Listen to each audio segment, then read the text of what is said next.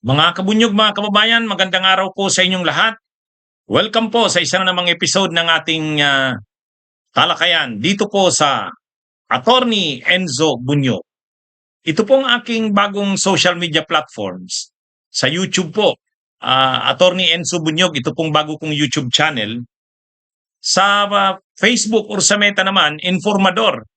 Kung hindi pa po kayo naka-subscribe sa aking bagong YouTube channel na ito, Attorney Enzo Bunyog, paki-subscribe na po. Kung hindi pa po kayo naka-follow sa bago kong Meta or Facebook page na Informador, paki-follow na po. Dito mga kabunyog, mga kababayan, tatlong topics ang dinidiscuss ko dito. Kaya medyo tuloy-tuloy ito at saka tuloy-tuloy na talakayan ito, mahaba-haba. Kaya yung gusto ng tuloy-tuloy na talakayan na nagko-cover ng ilang topics, dito po. Mapapanood nyo ako dito sa Attorney Enzo Bunyog YouTube channel at sa Informador Meta page. Katulad ngayon, ang tatlong topics pong i-discuss ko, wag po kayong aalis. Tapusin po ninyo ito. Maganda po itong talakayan natin. Sabi mismo ni COMELEC Chairman Garcia, mga kabunyog, mga kababayan, pwede talagang makasuhan. Pwedeng makasuhan si Rodante Marcoleta. Si Marcoleta ay pwedeng makasuhan ng election offense dahil sa kanyang inamin. Maalala natin na mismong inadmit ni Rodante Marcoleta na tumanggap siya ng mga donations. Doon sa kanyang SOSE, hindi niya din SOSE, yung Statement of Contributions and Expenses niya. Hindi niya dineclare doon na mayroon siyang donations na natanggap. Linagay niya doon 0 donations. Bakit daw hindi niya linagay? Kasi sabi daw ng mga donors niya, wag mo na kaming banggitin sa donation mo. Ay sa wag mo na kaming banggitin kapag nag-report ka. Ayaw naming mabanggit ang mga pangalan namin. So sinunod niya naman daw yun. Ang problema, nakalagay sa Section 98 ng Omnibus Election Code. Required na i-reveal. Required. As in required ang ginamit na term, required na i-reveal o sabihin ang tunay na pangalan ng mga donors or contributors. Hindi nga pwede ang alias eh. Hindi. Hindi ibang pangalan. Hindi pwedeng sabihin mo lang doon anonymous. Hindi. Ang problema, sa SOSE kasi, yung Statement of Campaign Contributions and Expenditures, nitong eleksyon ng May 2025, ang ginawa ni Marcoleta, ang report niya, 122 million ang gastos niya. Expenses. Tapos ang SALN niya, yung Statement of Assets, Liabilities, and Net Worth, 52 million. O paano nangyari yon? 122 million ang gastos mo, tapos 52 million. Ang sabi niya, hindi. Marami naman akong donations na natanggap. Kaya lang, hindi ko dineclare doon yung donations, sidlagay ko 0 donation kasi nga daw, ayaw daw pa-reveal nung kanyang mga donors. Ay, ang problema, bawal nga yun eh. Ang problema, inamin niya na rin. Subscribe siya doon. Subscribed and sworn. Ibig sabihin, under oath. Pwede pa siyang makasuhan ng perjury. Ano bang nangyari dito kay Marcoleta? Kaya, ayon mismo kay COMELEC Chairman Garcia, pagpapaliwanagin nila si Marcoleta sa sinabi niyang yun. Pagpapaliwanagin nila. At kapag in-evaluate nila na talagang posibleng makasuhan si Marcoleta, kakasuhan nila ito ng election offense. At ang penalty ay pwede siyang makulong. Pwede siyang makulong. Ang penalty actually, kasi election offense yan eh. Ganon din yung ginawa ni Chis Escudero, di ba? Yung tumanggap siya ng 30 million galing kay Lubiano na kontraktor pala sa gobyerno. Bawal din yon. Ang penalty nun kay Chis Escudero saka itong kay Marcoleta, pareho. Violation ng election offense under the Omnibus Election Code. So makukulong yan without probation. Hindi pwede ang probation. Kahit below 6 years ang imprisonment nito, 1 year, 3 years, ganon, pero walang probation. Ibig sabihin, makukulong ka talaga. Kasi sa totoo lang, kapag ang penalty ay mga 1 year, 3 years, ang ginagawa niya, nagpo-probation yan. Problema, nakalagay sa Omnibus Election Code, ang penalty niya ay 1 year, 3 years, or ano, pero without probation. O, hindi pwedeng mag-avail ng probation o di kulong talaga. Pangalawa, perpetual disqualification ka from holding public office. O, yan yung ano dyan. Yan yung penalty dyan. Yan yung problema dyan ni Marcoleta. Kaya sabi ni Comelec Chairman Garcia, pagpapaliwanagi. Ha? Ang nangyari kay Marcoleta, pareho din kay Escudero. Pareho nila inamin. Inamin ni Escudero na tumanggap siya ng 30 milyon. Inamin din ni Marcoleta na linagay niya lang doon 0 donations pero ang totoo marami siyang donation. Ang paliwanag niya, palusot niya, dahil nga bawal daw, ayaw daw ng mga donors niya na i-reveal sila. Ay, hindi nga yung pwede. Ha? Hindi nga yun pwede. O kaya ngayon, problema itong ano na ito ni Marcoleta. Ha? Sa parte rin ng Comelec, hindi nila pwedeng baliwalain lang yan kasi admitted ni Marcoleta eh. Nagprograma siya sa programa niya sa Net25, inamin niya mismo yan. Inamin niya. So kung si Escudero inamin, siya inamin niya rin. Oh. Kaya ang mga ano ngayon, yung grupong kontradaya, talagang ini-insist nila dapat anuhan si Marcoleta, panagutin diyan. Ha? Kasi hindi naman mahirap ng anuhin 'yon. Hindi mahirap i-resolve yung issue na yan kasi inadmit niya eh. Oh, inamin niya. Saka yung ano niya, yung source niya mismo, ano 'yon? Subscribed and sworn 'yon. Kaya ano niya 'yon, nanumpa siya doon. Nasasabihin niya ang buong katotohanan at pawang katotohanan. Ang problema nakalagay donation 0. Ay hindi naman pala 0. Oh, di perjury. Nagsisinungaling siya sa isang material document na under oath pa naman siya. O yan, mabigat itong mga anong ito. At nag-release na ng statement si Comelec Chairman Garcia na, hindi, in-interview yata si Comelec Chairman Garcia. Sabi niya, sige, pag-aaralan namin yan kung dapat niyang kasuhan si Marcoleta. Ayan, abangan natin yan. O ito mga kabunyog, itong si Amy Marcos. Parang si Amy na ngayon ang kumakalaban kay bumabanat kay Lacson. Dati sa Blue Ribbon ang bumabanat kay Lacson si Marcoleta. Nitong nakaraang mga araw, ang maingay na bumabanat kay Lacson si Amy Marcos. Oh. Katulad noon, sabi ni Amy Marcos, magbabaliktaran ang mga testigo. Abangan nyo yan sa Blue Ribbon. Oh. Siyempre, tinutukoy niya si Gutesa. Oh. Magre-recant daw kasi tinakot. Tinakot ang pamilya. Pre-nature ang pamilya. Kaya abangan nyo, magre-recant. Oh. Kumbaga itong si Amy Marcos, ang daming inaano. Tapos sabi pa ni ito, isa pa, hindi na a-attend ang pinsan niya daw, si Romualdez. Hindi raw a-attend sa Blue Ribbon. Kaya wala na daw, hindi na daw ito magiging star witness. Ha? At yung mga kongresista daw na a-attend sa pagdinig ng Blue Ribbon ni Lacson, a-attend doon para i-clear ang pangalan ni Romualdez. Ganun daw. Scripted daw yung mangyayaring hearing na yan sa Blue Ribbon bukas. Ha? Bukas, November 14. Scripted na daw ang mga sasabihin ng mga kongresista.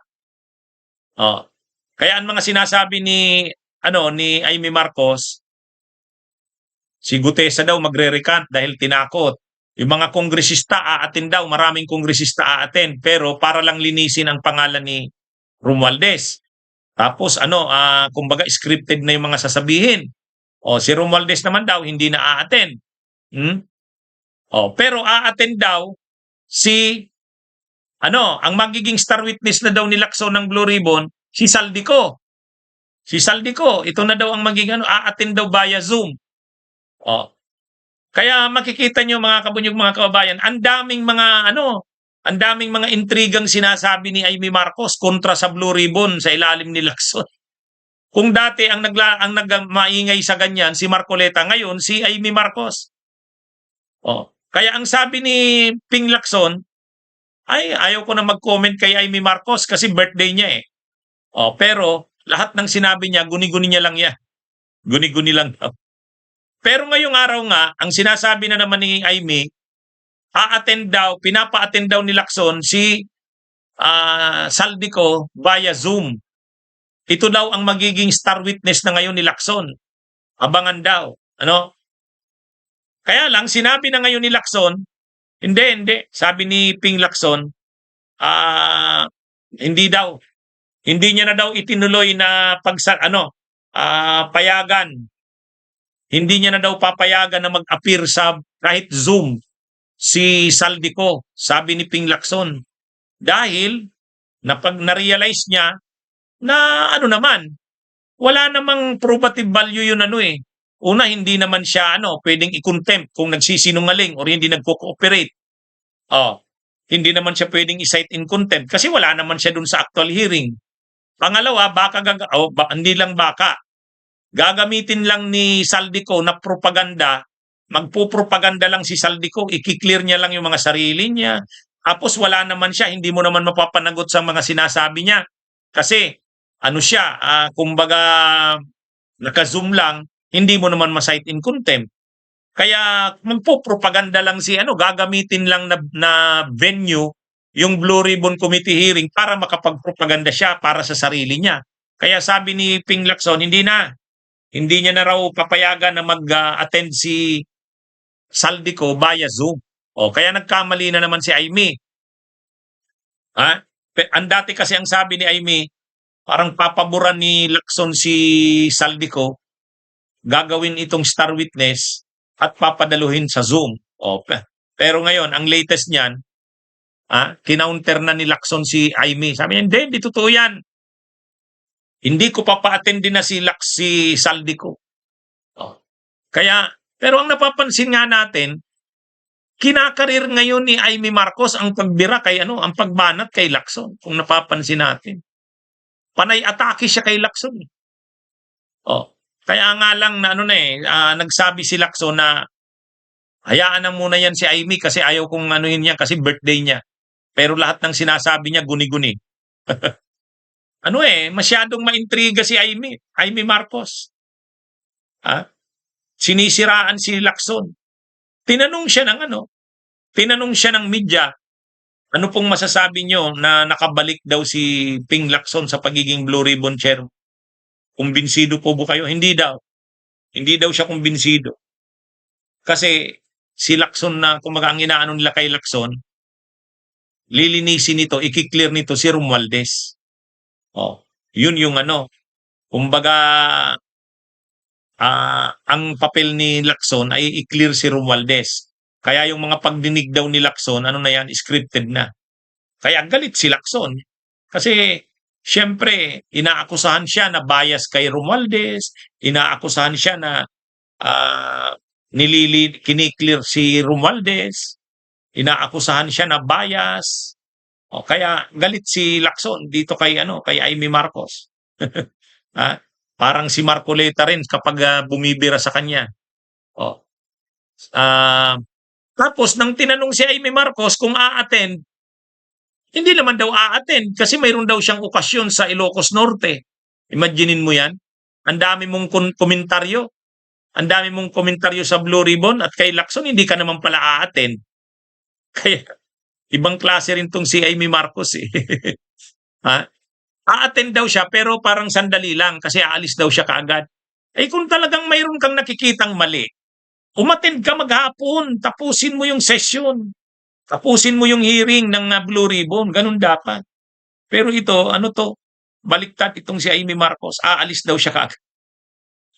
Oh, tapos ano, scripted daw yung gagawin ng mga kongresista. Eh, kung nandun ka at scripted yung ginagawa, di i-expose mo na scripted. O yung problema, hindi naman pala siya a-attend. O anong ibig sabihin nun? Ang dami mo lang sinasabi, hindi ka naman pala a-attend. Ba't hindi mo sabihin yan? Ay, ano ba tong si Amy Marcos? Anyway, mga kabunyog, dito tayo sa last na topic natin. Itong tungkol kay Pulong Duterte. Maganda to mga kabunyog, mga kababayan. Kasi si Pulong ay iimbestigahan na. Nag-file ng motion ngayon nag-file ng resolution si Teachers Party List Congressman o Representative Antonio Tinio. Sa final ni Congressman Tinio ng Makabayan Black, nag-file siya ng resolution na nananawagan na imbestigahan ng Kamara o ng Infracom, lalo na Infrastructure Committee ng Kamara na pinangungunahan ni Congressman Terry Ridon. Kasi sa 51 billion ni Pulong na budget niya noong 2019 to 2022, ang 4.4 billion doon ay flood control. Doon lang ang pinapaimbestigahan ni Congressman Tinio, may mga lugar doon na very specific yung lugar na binanggit niya. 4.4 billion ang ginastos doon sa flood control, pero ang nalaman nila maraming anomalya. Maraming anomalya doon sa proyekto na yon. Doon yun sa kay Pulong na pundo. O kaya na yan? Kaano na to? Siniseryoso talaga ni Congressman Tinio na maimbestigahan yung mga proyekto ni Pulong. Kasi sinasabi ni Pulong, wala naman daw ghost project, wala daw substandard sa mga projects niya. Ano daw yun?